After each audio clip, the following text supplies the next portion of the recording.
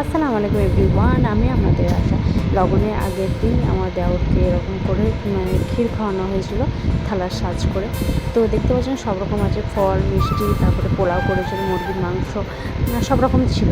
আপনাদের ওখানে কীরকম নিয়ম আছে নিশ্চয়ই কমেন্টে জানাবেন। তো লগনের আগের দিন এরকমভাবেই খাইয়েছিলাম, কারণ তারপর থেকে এটা তো এমনিতেই খাবেই।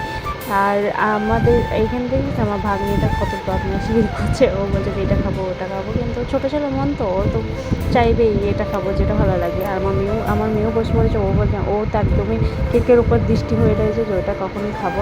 কিন্তু সবই ঠিক রয়েছে, একটাই খুবই কষ্টের বিষয় যখন আমার শাশুড়ি মা নেই, ওনার জন্য খুবই কষ্ট, কান্নাকাটি।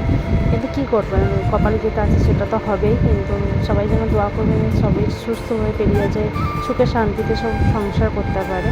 তো সব এক এক করে সবাইকে একটু করে ক্ষীর খাওয়াচ্ছিলো, আর ক্ষীর খাওয়ানো মানে একটু পেট ভরে যাওয়ার মতো। তো এই সবাই ক্ষীর খাচ্ছে।